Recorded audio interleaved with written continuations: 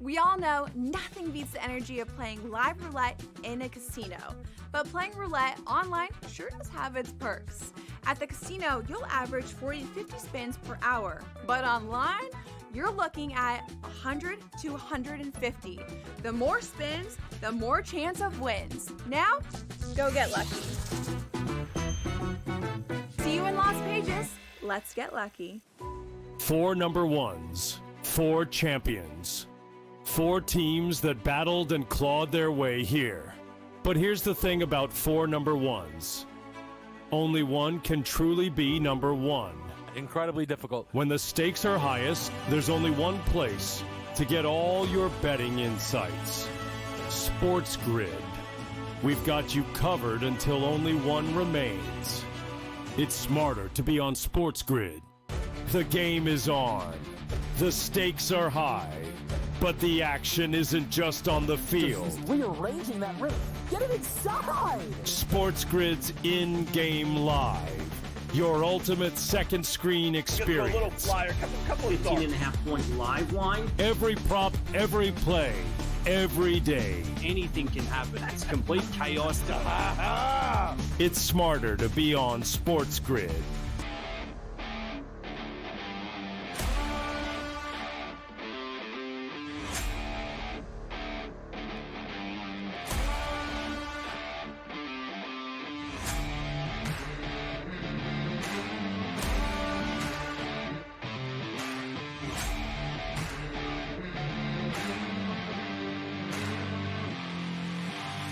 It's smarter to be on SportsGrid.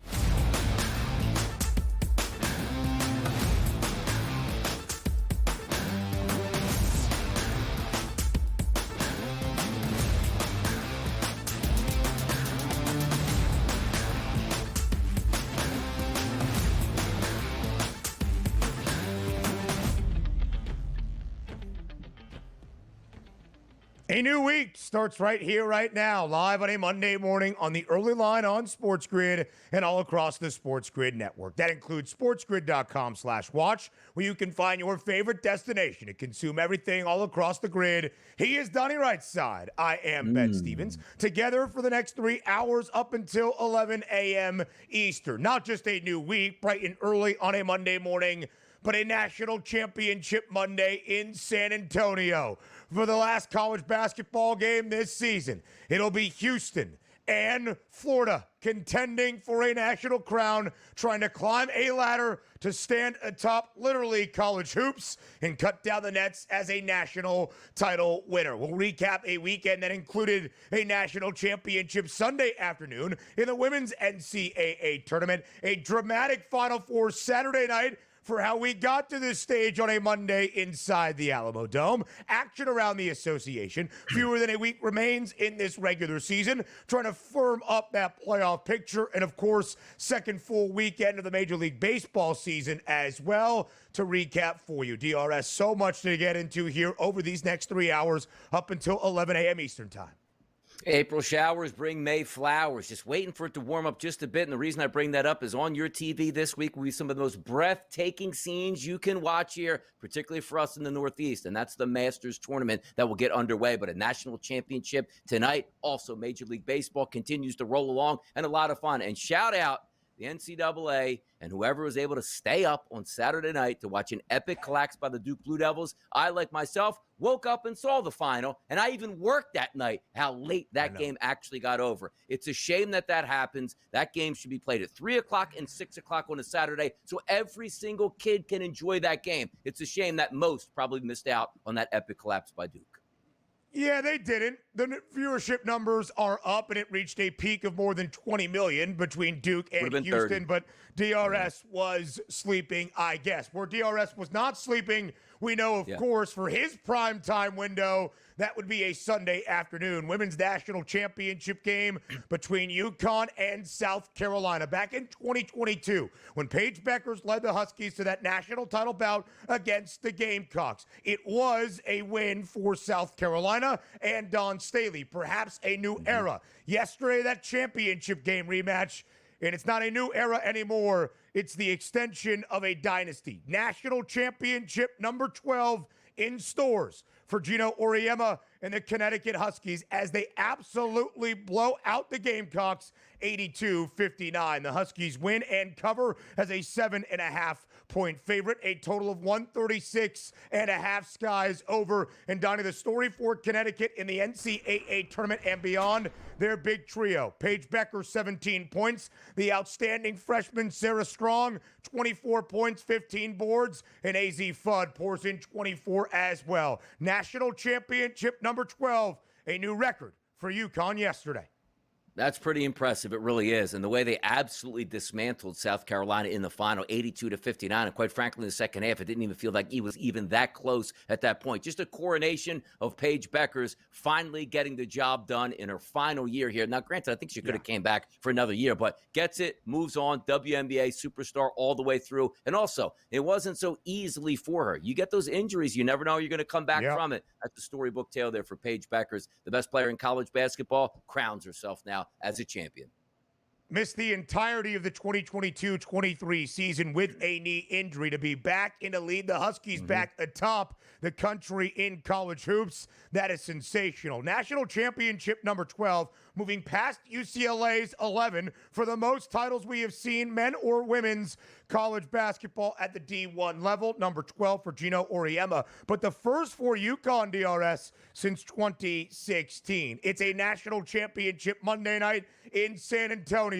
It's Florida and it's Houston. But how did we get here? Maybe the best Final Four game we have seen in recent memory. And in fact, one of the largest comebacks we have ever seen in the Final Four in men's college hoops. Houston down by 14 with just over 8 minutes to go against Duke. The Cougs storm all the way back down by 6 with 35 seconds remaining. The Cougs end the game on a 9-0 run. And Houston pulls off a stunner, upsetting Duke 70-67. The Cougars win outright as a 4.5-point underdog DRS in one of the most thrilling finishes the NCAA tournament has ever seen. And all Duke had to do over the final 6 to 7 possessions was make one competent play, and they win that basketball game. They made incompetent play after incompetent play down the stretch there, and Houston was man enough to take charge and absolutely take that game away from Duke. It's a shame, too, because Duke-Florida would have been an unbelievable matchup. We're not saying tonight, and we'll go over it, where it's a one-point game, but from television rights, TV executives, fans out there, boy, Duke in the final versus Florida, up and down pace would have been sensational. But credit to Houston Cougars, they're no Cinderella. That was the number 1 seed, one of the best teams all season long in college basketball, and deserving to be in the final on Monday night after knocking off Duke. We expected an all-time Final Four inside the Alamo Dome between 4 of the best teams to ever play this sport of college basketball, at least in the last 2.5 decades, and that's what we had, because DRS, some late-game drama as well in the opening game of 2 in San Antonio on Saturday night. Florida down by 8 at the break in the All-SEC showdown against Auburn, the tourney's number 1 overall seed. The Gators storm back in the second half behind 34 points from Walter Clayton Jr. Florida advances to the national title game with a 79-73 win. The Gators cover as a 2.5-point pregame favorite. Yeah, certainly vibes weren't high at the half, no doubt about it, for the Florida Gators, down 8 points there. And also Auburn scoring 46 points at the first break, only 27 in the second half. Florida deserved it. Florida got it done. Florida is playing for a national championship tonight. Behind one of the clutchest players we have seen in recent memory in the NCAA tournament, Walter Clayton Jr. We'll tell you about the history that he made on Saturday in San Antonio in just a little bit. But more history on the ice yesterday afternoon. Alexander Ovechkin, goal number 895 to surpass the great one in Wayne Gretzky for the most goals scored ever in the history of the NHL. He scored it on a power play goal in the second period yesterday on Long Island against the New York Islanders. 895 goals, DRS. Now the NHL's all-time leading goal scorer.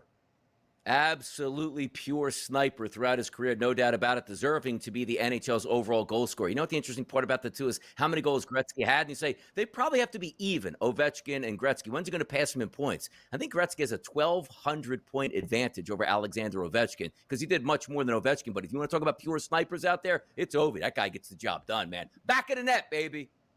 Pretty crazy, DRS. 895 goals for both Ovi and the great one in Gretzky in 1,487 games. Some big news last night in Major League Baseball. We did not expect it to happen during the regular season, but Vladimir Guerrero Jr. signs a 14-year, $500 million extension to remain up in the Great White North with the Toronto Blue Jays. Had to get this done. Look, hey, I'm not going to negotiate till the end of the season. Like, Vladdy's on one of his streaks where the longest he's gone without hitting a home run. You know the contract was getting to him. Now he's signed, sealed, and delivered. I bet you Vladdy starts to turn on that gas over the next couple weeks now. A 256 average, only 4 ribbies, and still a goose egg when it comes to homers. Not great for my bet on Vladdy Jr. to lead MLB in home runs this year. Jalen Brunson makes his return for the New York Knicks last night, his first game in exactly a month since March 6th. And the New York Knicks get a 112-98 win over the Phoenix Suns. Win number 50 for the Knicks this season. All right, Knicks are whole now. Let's see what they can do for the playoffs and stay healthy when the playoffs hit us in about a week and a half. They are the 3 seed. They need to win one more game to clinch that 3 seed in the Eastern Conference. Big game out west between the team that's currently in the 3 spot and the number 1 overall seed. The Los Angeles Lakers go on the road and hammer Oklahoma City 126-99 DRS, winning outright as an underdog. That's a pretty impressive feat for the Lakers to do that. We'll see in the playoffs if the Thunder can hold up. I think there's a chance the Thunder can hold up, Ben. I still believe they will, but 2 consecutive L's for OKC. Final Four Saturday, how we reach National Championship Monday. Next.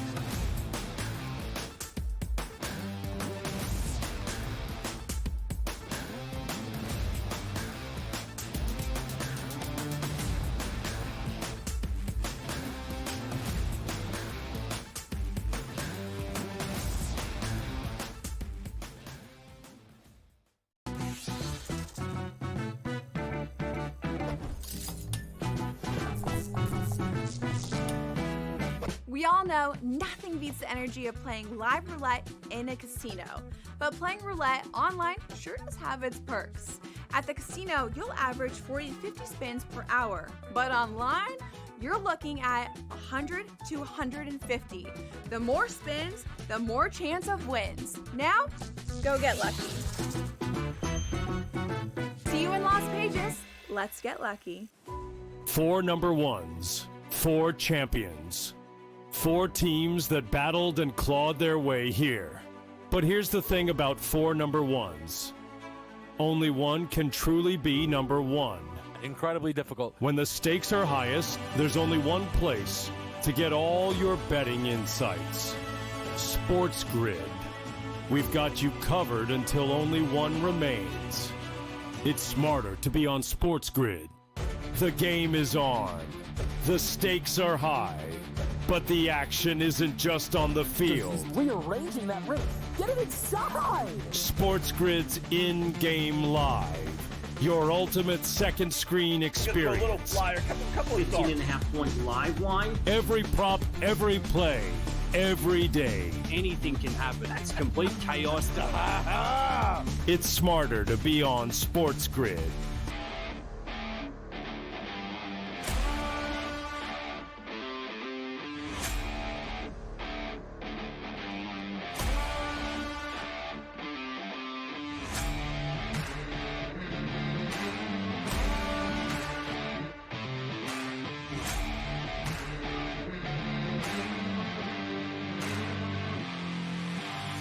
It's smarter to be on SportsGrid.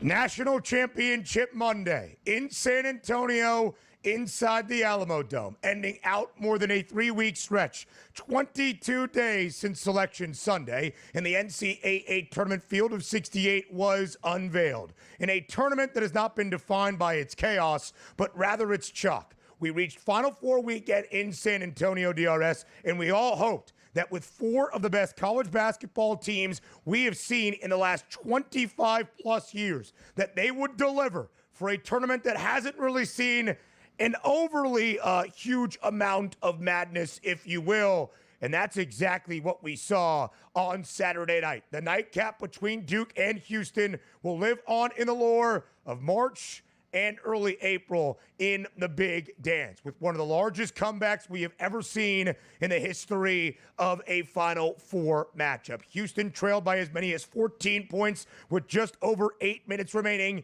in regulation. Houston trailed by 9 with about 3.5 minutes remaining in regulation. The Cougs were down by 6 with 35 ticks left in regulation.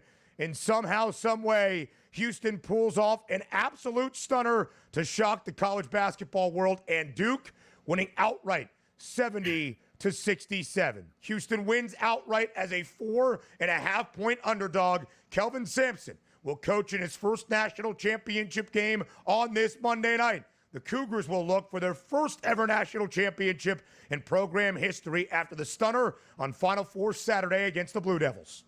Yeah, and I think they can certainly pull off the win tonight against the Florida Gators, but understand how that game played out, too. I got home right around halftime. I was like, you know what? It's a close game, 34-28. Laid in bed, popped the TV on, saw Duke to get that double-digit lead. The next time I woke up was right after the Cooper flag miss here because, all the attention on the TV screen. I was like, whoa, what's going on? Oh, my goodness. Duke had gotten knocked out at that point, and then reading about it and watching the final 2.5 minutes of that game. And it was a calamity of errors. A lot of things need to happen for you to come back from that sort of a deficit, which means horrendous basketball play for the Duke Blue Devils over the final 10 minutes here. John Shire maybe taking the air out of the ball a little bit too early. But understand this, you're trying to shorten the game, and they did that, which means, hey, make a free throw. Get one rebound at this point. And also, the refs have to make you a horrendous call on a missed free throw, which gave a free throw to Houston, which allowed them to take the lead. So a lot of things have to happen. But again, Houston's been mentally prepared and tough for the past couple of years here under Kelvin Sampson. If there's one team that was going to be able to come back from a victory like that for the Duke Blue Devils and exchange that into a loss for the Devils,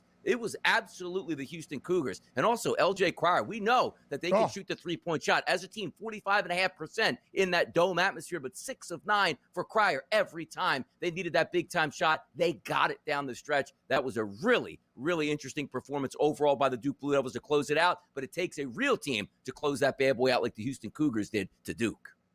Just one made field goal for the Blue Devils in the final 10.5 minutes of regulation. It was a Cooper flag 3 with just over 3 minutes left to put Duke ahead by 9, which is the advantage they had with 2 minutes and 15 seconds remaining in regulation before Houston started its rally. The Cougs close on a 9-0 run. We will talk about everything that happened in just a matter of moments. But, Donnie, we did see some history in San Antonio on Saturday night. Houston trailing by as many as 14 with under 8.5 minutes remaining, matching the third largest comeback ever in the history of the men's Final Four, matching what San Diego State did to FAU just 2 years ago in 2023. So how exactly did this happen? For a Duke team that had been dominant all year long, for a Blue Devils team that was dominant for the first 32-plus minutes of this Final Four matchup against Houston, we go to the head of the snake. Here's what Duke's head coach John Shire had to say.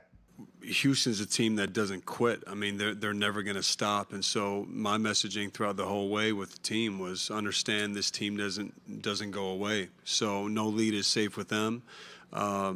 We can talk about not scoring down the stretch, but for me, it's our defense. We give up 42 points in the second half. That's what carried us in the first half. I thought the last segment to close the half was big. We gave them 4 threes. And then some uncharacteristic plays we probably made. And they hit some really tough shots.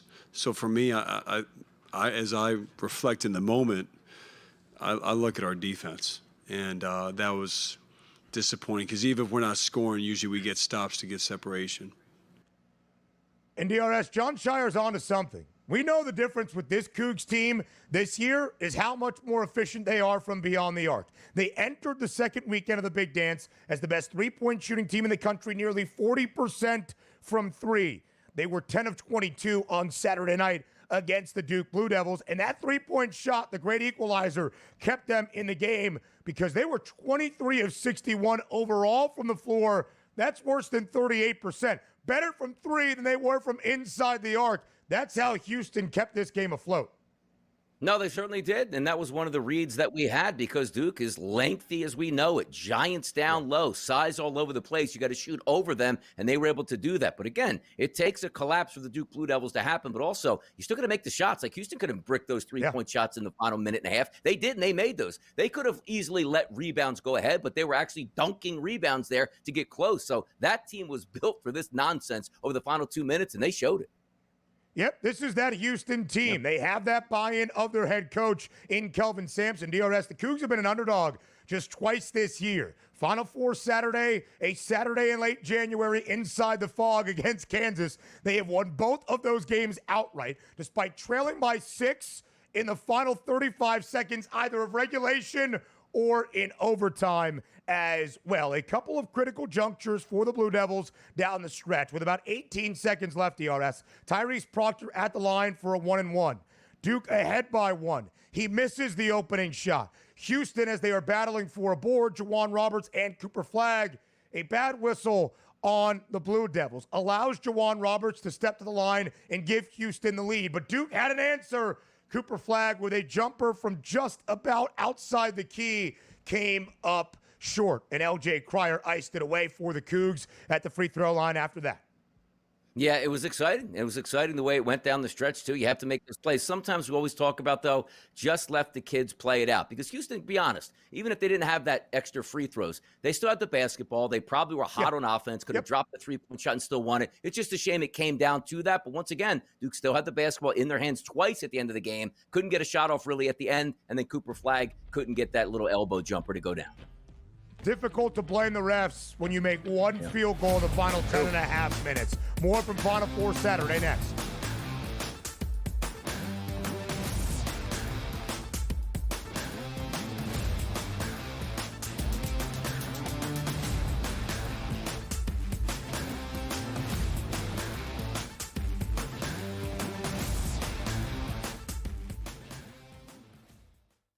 The game is on. The stakes are high, but the action isn't just on the field. He's rearranging that roof. Get it inside! SportsGrid's in-game live. Your ultimate second screen experience. A little flyer, couple of thoughts. 18.5-point live line. Every prop, every play, every day. Anything can happen. It's complete chaos. It's smarter to be on SportsGrid. He'll never stop shooting a basketball the rest of his life. All he's going to do is become one of those old, famous ex-players that's in the Hall of Fame, that's a legend, that shows up at games, just like his dad did. His dad shows up at games. His dad was never as good as he is. And his brother is the lost soul. Like, they don't even care about his broke ass. This guy, Steph Curry, can play forever. Pharrell, coast to coast. Only on SportsGrid. The two guys that can do it all. Too much electricity this morning. This is a good time. We're having a lot of fun. I had to do a triple take. Ka-ching! Why? Because of parity. I didn't mean to offend. Yeah, it's not going to happen. Load management is a dirty word. Let him rip. You know what? Circumstances provide the results. What? How do you do this once? Oh, Donnie, you got such a good show there. A network that is booming. The early line. Only on SportsGrid. 4 number ones, 4 champions, 4 teams that battled and clawed their way here. But here's the thing about 4 number ones. Only one can truly be number one. Incredibly difficult. When the stakes are highest, there's only one place to get all your betting insights. SportsGrid. We've got you covered until only one remains. It's smarter to be on SportsGrid.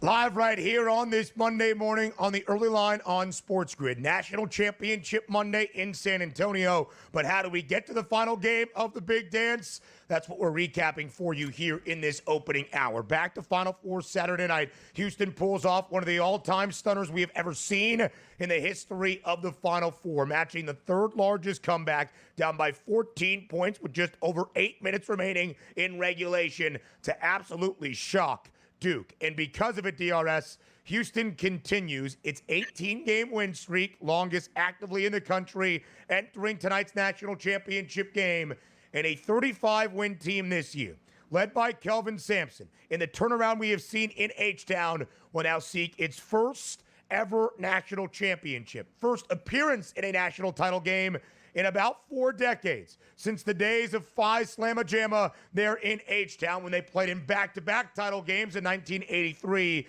and 84. And for Kelvin Sampson, who has now won 799 games as a D1 head coach in his career, he is hoping for his first national crown as well. And just might get it in the state of Texas. How great would that be? And also a monster victory over a team like the Duke Blue Devils. Now, here's what you can't do, right? You pulled off the monster upset. And when we call monster upset, most people expected Duke to cut down the nets. This wasn't a 17.5-point spread. Like, oh, my goodness, Houston didn't even think they had a chance. Like, no, everybody thought they probably had a chance to beat Duke, and they ended up seizing the day. But for my money coming into it, it's like, you know what? How high did we get on Saturday night with that victory? Because, boy, you got to turn that page fast. You got 1 day to recover, and then the Florida Gators are here so you can take down a national championship. Don't let that be your memory. Like, man, did you remember how great it was to knock off Duke? Yeah, but what'd you do in the championship? Florida beat us up by 15 points. But, boy, that Duke win was nice. You got to close the deal and say, you know what? What an epic run all the way through this season in conference play into the tournament it was for the Houston Cougars to say, you know what? We beat Duke, and then we beat Florida, the two teams that most people thought were the best two teams entering into the tournament once we were back on Selection Sunday.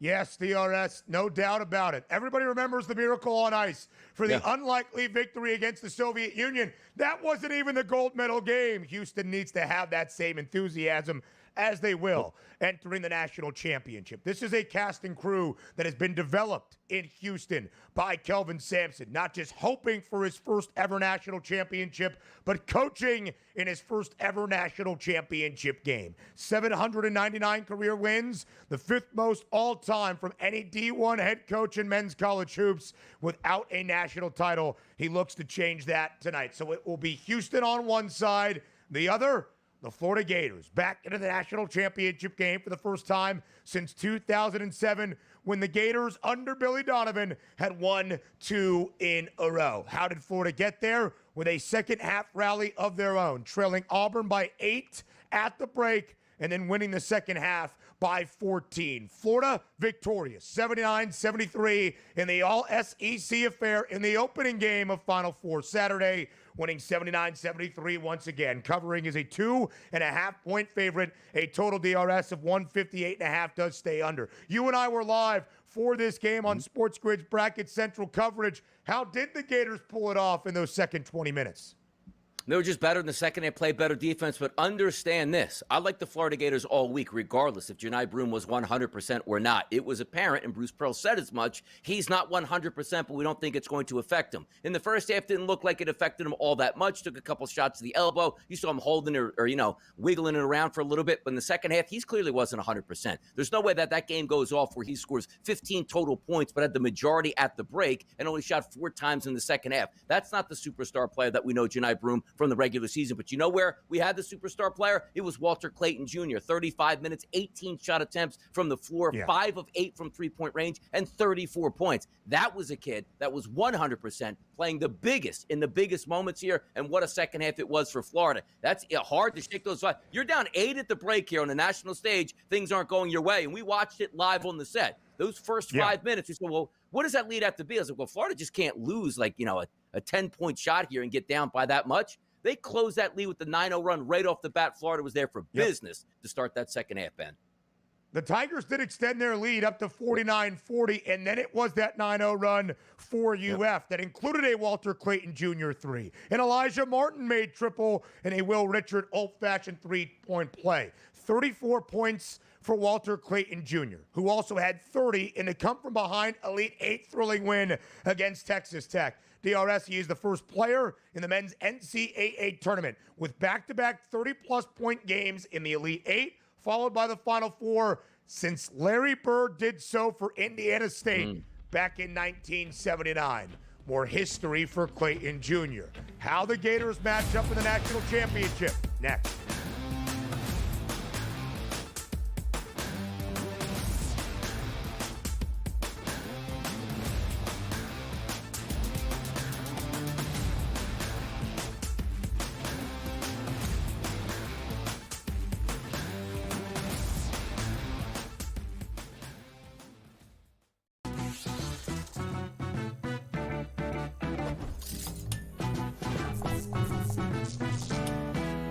We all know nothing beats the energy of playing live roulette in a casino.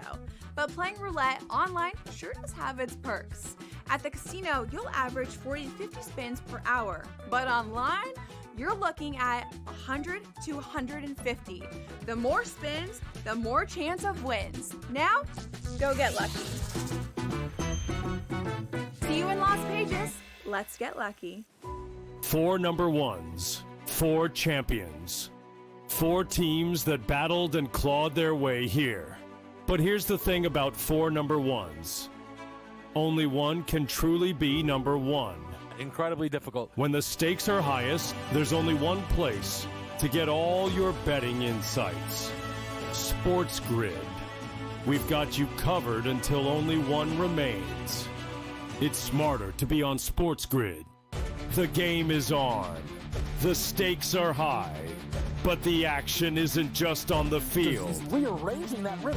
Get it inside! SportsGrid's in-game live. Your ultimate second screen experience. Just a little flyer, couple of 15.5-point live line. Every prop, every play, every day. Anything can happen. That's complete chaos. It's smarter to be on SportsGrid.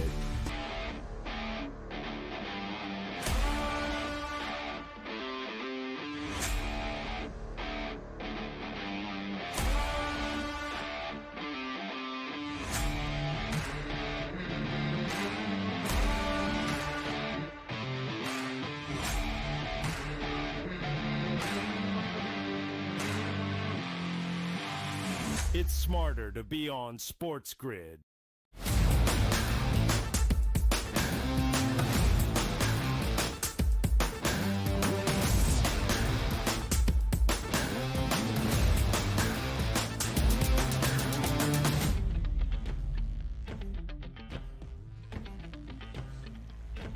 As we continue to recap Final Four Saturday, setting the stage for National Title Monday in San Antonio, DRS, there is no doubt that Houston will be remembered as the comeback kids throughout this men's NCAA tournament. And how could they not, with the thrilling stunner in the Final Four, matching the third largest comeback ever in the history of the Final Four, shocking Duke in the nightcap on Saturday.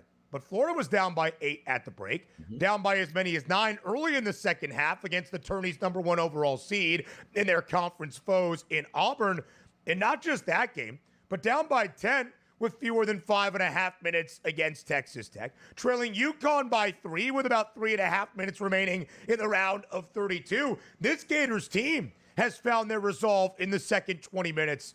And if you listen to the Gators at all, after they came back to win 79-73 in the opening game of the Final Four on Saturday, including Gators big man Alex Condon, apparently it wasn't exactly a kumbaya holding hands ceremony at the half in the locker room for UF. Todd Golden, in his 3rd year in Gainesville, now about to coach in his first ever national championship game, ripped into his team at that halftime break. Whatever he said, it worked, as Florida won the second half by 14 points to continue that rally and to advance and keep their dance going into that national championship matchup. Yep, made some clutch plays down the stretch, no doubt about it. But I think that key indicator right away was who's going to set the tone early in that second half. Can Auburn stay around a double-digit lead and let you say the 10 marker and then just cruise into a victory? Or was it going to be the Florida Gators cutting into that lead? And as we said, boy, did they cut into that lead right away. And it just seemed at that point right now, you knew that the Florida Gators had the momentum in the second half. But you still got to make some big shots, and Walter Clayton Jr. was able to do that. Had a big-time N1 late in that basketball game. They got a couple key rebounds and really held the glass. Now, understand this too. I would have loved it if Janai Broome was 100% healthy. That game was probably different all the way through. It looked like, again, it didn't affect them that much in the first half. Of the second half, it certainly was. But credit, again, the Florida Gators coaching staff. Here's what we're going to do in the second half. Here's the adjustments to be made, because you saw a lot of points out of Auburn in the first half and not a lot of points in the second half out of Auburn. So certainly the changes and the speech made a big difference in that second half. Janai Broome had 12 at the break. He looked like that SEC Player of the Year, only 3 points in the second half. And, Donnie, something we highlighted on Bracket Central on Saturday night, the turnover battle. Florida had 5 in the opening half, only to 2 for the Tigers.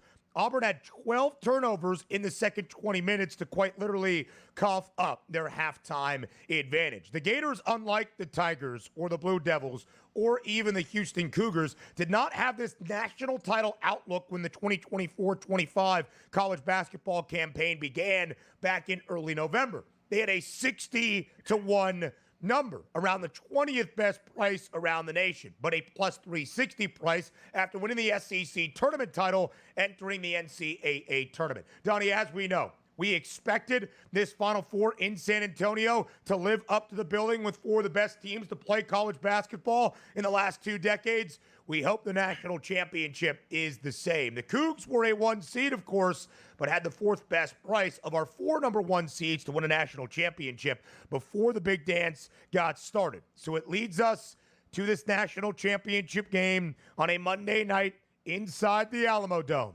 Florida is an ever so slight favorite, and I mean ever so slight to the nth degree. 1.5 points in the spread, now minus 113 on the money line. DRS just 7 cents of distinction from where the Cougs are as the slight underdog at minus 106, now live on the FanDuel Sportsbook. Our total for Houston games, ever important, 140.5. Where does Donnie Rightside begin his national championship breakdown on this Monday morning? Yeah, it's basically a coin flip there, and the odds makers are telling us that we should get a great game. It's minus 1.5. You look at the total there around the 140 range, but this game comes down to me again. It's correlated. It's Walter Clayton Jr. It's the 3-point line for the Florida Gators. Yep. If they can make their fair share of 3-point shots, they'll be able to win this game against Houston, because Houston's MO on defense is we are the best defense overall in the country in efficiency. We understand that. We will defend the 3-point shot, but we will allow you to shoot the 3-point shot. So it's just a matter of fact, as you say. This team is only going to go as far as Walter Clayton takes them tonight from the 3-point line. We saw him splash down 5 triples in the last game against Auburn, who also has a very good defense. So if Walter Clayton's like, you know what, you're going to put a hand in my face, we see him make that time and time again. So I do think he's probably going to shoot double-digit 3-point shots, because that's a defensive footprint for the Houston Cougars. So the correlation for me is you might just be looking at that 3-point range. Thomas Houck on Saturday night knocked down a triple for you to cash in a ticket. He's going to have to hit multiple 3-point shots tonight, because the one thing that we do know is you're not going to find a lot of success down in the paint. Stingy as all get out is Houston, and they defend well inside the arc. The 3-ball must go down tonight for the Florida Gators if they want to win this basketball game. Yeah, Donnie, the 3-ball going to be important for both sides. Houston, the best 3-point shooting team in the country, nearly 40%. 10 of 22 from deep on Saturday in the stunner against Duke. But 9 of those 10 made threes from just 2 guys for the Cougs. 6 of 9 from 3 for L.J. Cryer. 3 of 7 from deep from Emmanuel Sharp, who, of course, buried the clutch 3 that made it just a 3-point game with just over 30 seconds remaining in regulation. Milos Uzan for Houston in a ton of foul trouble on Saturday night against the Blue Devils. He is 1 of 4 from deep in that game. We'll be looking at his props in just a little bit. But to Donnie's point, we loved Walter Clayton Jr. on Saturday night on Bracket Central. He got to 5 threes. He cashed some big plus money numbers for both DRS and myself, and he had 34 points. But how about the supporting cast? Elijah Martin, 17 points, and Thomas Houck ever so slightly over his pregame points prop, finishing with 12. That number, 11.5. Donnie, both of these teams as good as you will find on both sides of the basketball. Both of these teams have 35 wins now this season. Florida will play in its first national championship game since '07, when they won back-to-back national crowns led by Billy Donovan. This is Houston's first national championship game in more than 40 years, since 1984, in the days of Phi Slamma Jamma. Hakeem the Dream, who was in attendance, by the way, for Houston on Saturday night. Those were the days under Guy Lewis. The Cougs have never won a national title in program history. Florida looking to become the 10th ever D1 men's basketball program to win at least 3 national championships, if they can do that tonight. The Gators, DRS, one of the best covered teams in the country entering the big dance. 26-8 against the spread. Have only covered twice in their 5 wins in the tournament, including on Saturday against Auburn. Houston will be a slight underdog, at least as of this moment. They have won outright in both of their games as a dog, as we shared. The stunner in double overtime inside the Fog, inside Allen Fieldhouse back at the end of January. And, of course, one of the great Final Four games we have ever seen on Saturday night against Duke. No doubt about it. And it's a lot of fun to watch these two teams match up, particularly Houston. It's almost like you want to take an angle in the first half at this point to decide yourself, well, who's actually going to impose their will, because it's apparent that both of these teams are okay with a little bit of, down the stretch, it's a little bit crazy. We don't have the lead here. We got to have some comebacks, because you saw multiple comebacks from both of these teams over the length of this March Madness tournament, and it's fun to play out. So it's one where 6 or 7 point lead late, you're not turning the television off because how talented these kids are. And also understand this. They are still kids, 18 to 22 years old for most of them here. You got to make the shots when they go down. But if you're looking at the MO of Donnie doesn't really like a team that plays great defense, and the other team has to hit their 3-point shots, and if they're not, then they lose the game. So basically, I'm telling you, I'm leaning more towards Houston tonight than the Florida Gators, even though my bracket had Duke versus Florida in the final with the Duke Blue Devils beating the Florida Gators. I think it's a pretty good matchup for Houston. But again, the 3-point line is central tonight. Whoever wins the 3-point line will win this basketball game. And we'll continue to talk about this game from the metrics perspective on the other side. And, of course, DRS, I think this game could be very, very tightly correlated to that total of 140.5, knowing how both of these teams want to get it done on the hardwood. We'll break down the total on the other side. I'll just say this. If Florida wins tonight, I win a lot of money. Pride for the SportsGrid bracket, as I would split that top spot, but just pride, of course. In my college buddies bracket, more than $800 at stake for me in a national championship ticket on the Gators that I bet back in early February. That's why I'm wearing my Gator green, kind of. Yeah. And doing the chomp all day long.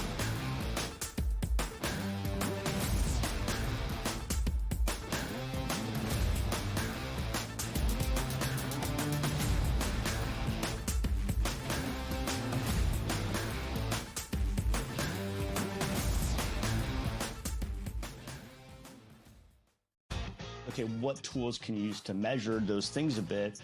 And that's where you have like force plates and 3D motion and launch monitors, things like that. But that's all just sort of like measuring what's happening. That doesn't necessarily explain why one guy's really good and another guy's not really good. And that's where there's still kind of like this ongoing, how do you like continue to do research to understand that better? And I think that's going to last well past my lifetime. The Smiley Show, only on SportsGrid. He'll never stop shooting a basketball the rest of his life. All he's going to do is become one of those old, famous ex-players that's in the Hall of Fame, that's a legend, that shows up at games, just like his dad did. His dad shows up at games. His dad was never as good as he is. And his brother is the lost soul. Like, they don't even care about his broke ass. This guy, Steph Curry, can play forever. Pharrell, coast to coast, only on SportsGrid. These guys are barreling everything right now that are hitting well. Pitching is usually ahead of hitting this time of year, but torpedo bats is what we're reading about, Tom, and I think it's hilarious. Will the pitching be out in front, or are the bats actually this strong? So it's going to develop over the course of weeks. And again, if all teams have the ability to do so, be creative with it and get out there and use it. Game time decisions, only on SportsGrid.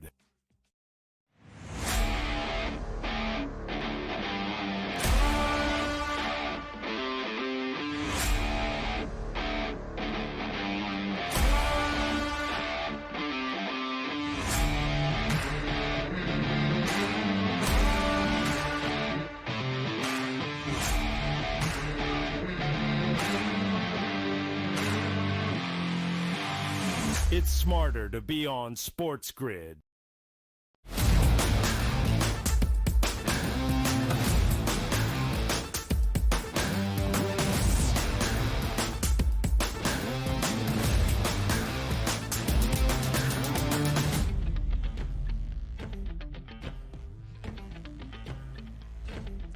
A national championship on the line tonight on a Monday night inside the Alamo Dome in San Antonio, Texas. Houston hoping for its first ever national championship in the proud history of this men's college basketball program. DRS Florida hoping for national championship number 3, its first since winning back-to-back crowns in 2006 and 07, trying to become the 10th ever school to win at least 3 national championships in the men's NCAA tournament. We talked about it right before the break. The total tonight now stands at 140.5.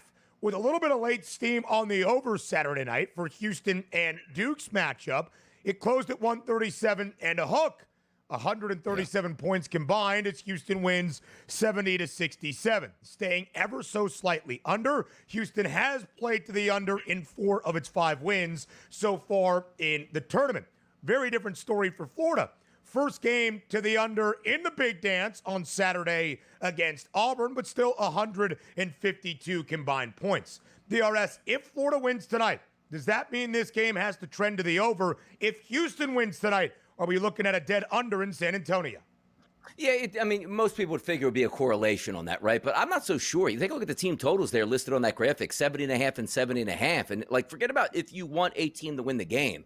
I do think there's a chance that in either scenario that Houston is actually into the 70s. So I'm actually more comfortable taking the Houston Cougars as a team total. Not to say, well, Donnie, that means you like Houston to win the game. It's a 1.5 point spread. I mean, either way, this game is going to go down. But for me, I do think Houston can dictate and score at the same time. But also, if Florida is running ahead, Houston can also score with the Florida Gators. So when I say myself, you know what? Houston does have the better defense, but it's not like we're talking about like massive disadvantages. Like, Florida doesn't play any defense. No, they're 9th in efficiency on defense in the country. So it's not as if we're getting those regular season matchups like number 1 team on defense going up against the 88th team on defense here. Boy, what a decided advantage. You don't actually have that. But I do think Houston can translate. Also understand this too.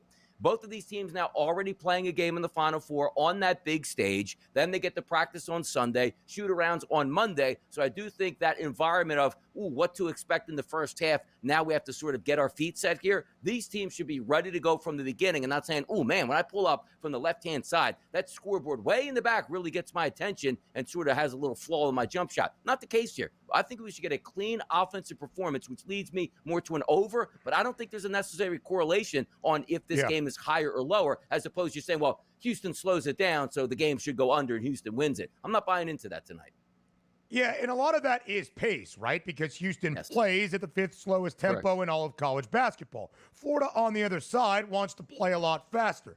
59th in terms of that adjusted tempo, top 60 in the country. Florida also elite on the defensive end and going to make things difficult on Houston, who, again, was just 13 of 39 from 2-point range on Saturday against the Blue Devils. That's 33.3%. DRS, when you look at how Houston, the best scoring defense in college hoops in the NCAA tournament, most efficient defense nationally throughout a good majority of this season, in their 19 games since the start of February, the Cougs have allowed just 2 teams, just 2 opponents, to score more than 70 points in regulation against Gonzaga in the round of 32, and the Zags had fewer than 30 points at the break. Gonzaga ended with 76. In Texas Tech in their very first game in February. In fact, the last loss that Houston has seen when the Red Raiders went into H-Town, won by a point outright in overtime, and scored 72 points in regulation. That is it. But Houston has only scored more than 70. In fact, they have not since the second weekend of the NCAA tournament got started, all in big football arenas. They ended with 70, of course, on Saturday night in the Final Four. The three-point shot is going to be crucial for both sides, as Donnie laid out for the Gators. But now Houston, once again, best three-point shooting team in the country at 39.9% overall on this season. Yeah, and also you take a look at a top 6 team in the country at defending the 3-point shot in the Florida Gators. So something's gonna have to give down low. And also, one of the, a big discrepancy that we just watched with Houston and Duke, Ben, was the size of Duke going up against Houston and how that would give them a problem. And for 3/4 of the game, it really did, but they were able to pull that game out. You also have the advantage once again for Florida tonight with the size matchup advantage against Houston. But it's not anything new. Like, hey, we lost our 2 big guys in the final 2 games, so now we're gonna have to adjust. It's the same Houston team that's been playing since day one, and a lot of teams have the size advantage on them. The footprint of this game for me is the offenses should be a little bit cleaner, but at the same time, the defenses are absolutely elite. And we talked about, I actually like the under still in that Duke game versus Houston, which was 135.5, 136.5, up to 137.5, and it finally got to that number. Because I just thinking the bigness of a game doesn't lend itself to be a shootout to start. So even though that number is hovering around 140.5, both of these teams should be able to get there. I still lean towards the under once again in this game. Same way as I also lean toward the under in the Florida Gators taking on the Auburn Tigers as well.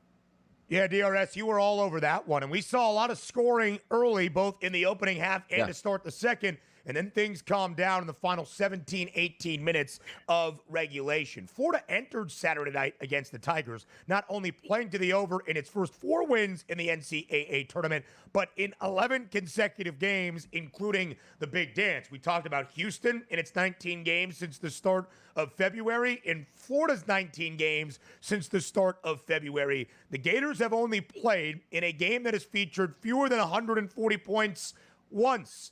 Their first game in February against another slow and sound defensive team in Tennessee. That game was 64-44. Houston trying to replicate that. Not sure they will be able to. The Gators had to go on the road to Knoxville for that performance. And Donnie, we'll talk more about the props a little bit later on. But of course, the individual outlook tonight. Florida, an ever so slight favorite to cut down the nets as a national champ, which means Walter Clayton Jr. is now the favorite at an even money price to win most outstanding player. LJ Cryer's second shortest number and shortest price for the Cougs at plus 160. In your estimation, is there any value remaining, DRS, in the MLP odds? I guess it would be. Clayton, I don't see the Florida Gators winning this basketball game and Clayton having a terrible game, which he's the shoe-in. If he just has an average, scores 10 points in this game, he's probably just going to be the MOP anyway. But if you want to take a flyer, 160 and 950 on sharp, maybe so. But I think Clayton's pretty good at this point right now here. And there's still value at plus 100 because they have to win if he's going to have a good game, right? They have to. Come on. There's more on Houston, I think, that can help win a national championship, and then Florida has outside of Clayton Jr. Women's national championship game next.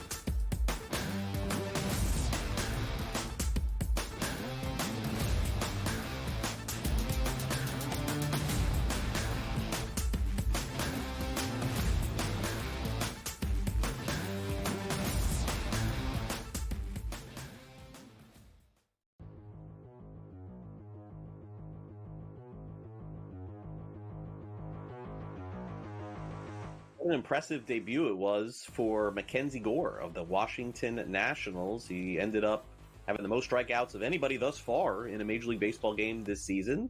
Buy or sell, George? Mackenzie Gore will be a top 15 fantasy baseball pitcher this season. Top 15. Buy or sell?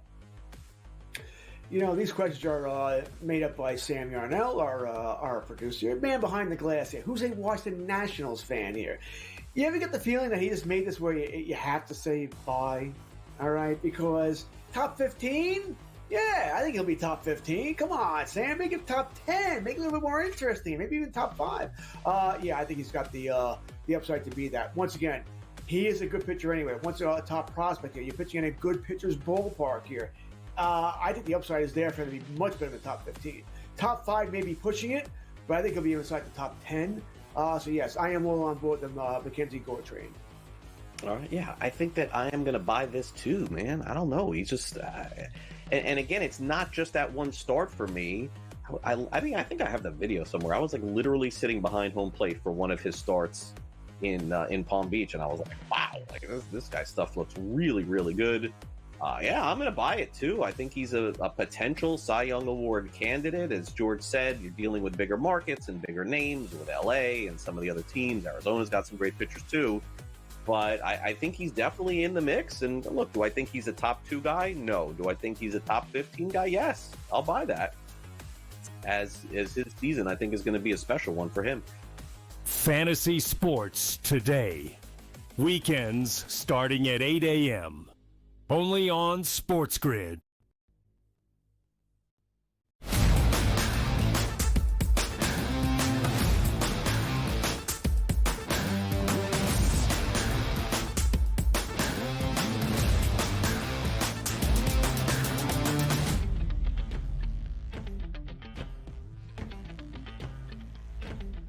A national championship Monday in the men's NCAA tournament, a national championship Sunday in the women's big dance. Live from Tampa in the afternoon hours, Donnie right side sweet spot. Connecticut makes more history for the first time since 2016, but the 12th time in program history. Gino Auriemma, Paige Beckers, and the UConn Huskies are a national champion once again. National championship number 12 in stores for UConn women's basketball as they absolutely dismantle in a dominant performance South Carolina, the reigning national title winners, by 23 points, 82-59.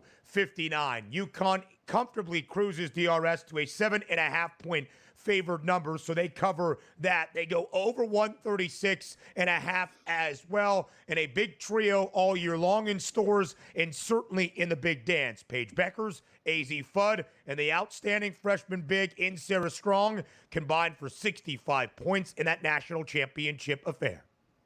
And how did I know that they have somebody coming off the bench named Ice Brady? That is a tremendous name at this point here for UConn. But 82 points on the board, 59 there for South Carolina. You look at the three-point line. If you would have told me before the game, hey, Donnie, UConn going to show up at 4 for 17 from three-point range. Oh, that's another championship here for the South Carolina Gamecocks. Not the case here. Why? Because UConn's defense was absolutely sensational, limiting South Carolina to 34% from the floor. 82-59, an absolute dominant performance all the way through. And I did like to see the post-game press conference, it's in the post-game press conference interview there they had with Gino Auriemma, just how much it means. And nothing, like he has 11 championships already. He's like, I don't know if I'm going to get my 12th, and how hard it is just to get back. And, you know, all the struggles that this team had with injuries and some of my favorite players and, you know, the rest of the people that built this program up with me. You see the culmination in real time. It's nice to see because most people think Gino Auriemma, you see some of the, you know, the interviews with him, very cold, sometimes standoffish, you know, a little bit edgy, you know, sarcastic in his way. But you know it means so much to these guys to be the pinnacle, at the pinnacle of their sport and win these big games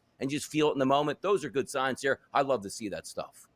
What a way to cap off year number 40 for Gino Auriemma as a head coach in college hoops. Of course, all 4 decades spent in stores, turning this Connecticut women's basketball program into a national powerhouse and one of the beacons that you will see at any level of the sport. 12 national championships, all led by Gino Auriemma. He already had the most national titles of any D1 head coach, men's or women's college basketball. Now Connecticut wins number 12. They move past UCLA men's basketball program for the most ever at the Division I level on either side of the sport. And you saw an embrace DRS with about a minute and a half remaining in regulation as Paige Beckers checked out for one final time in a UConn uniform. An emotional Beckers, a huge bear hug with her head coach in Gino Auriemma. You see it right there on your screen. Not only national championship number 12 for Auriemma, but the first 4 Paige Beckers, who in all 4 years that she was fully healthy for the Huskies,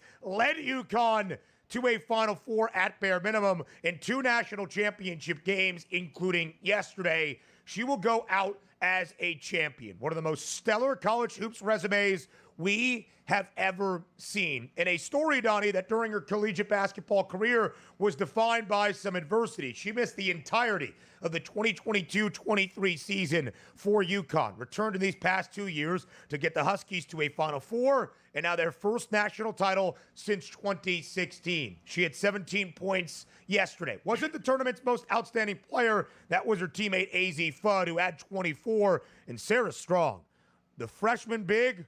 Oh boy, she's about to take over college basketball. 24 points, 15 boards. Donnie, she had 11 rebounds at the break and 114 total points in the 6 wins for UConn in this women's NCAA tournament. A new freshman scoring record for a single big dance.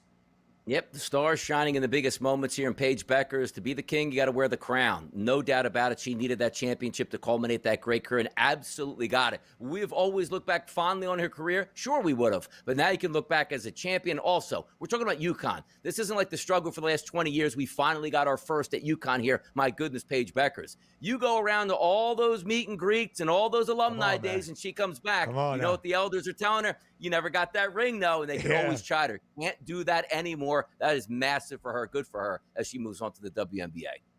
When you are around the legends of Sue Bird and Diana Taurasi and Brianna Stewart and, of course, Maya Moore, who Paige Beckers passed yesterday for the most tournament points by a Connecticut women's basketball player, you got to hold some hardware. UConn now does. Paige Beckers does as well. You saw that average win margin for UConn this season.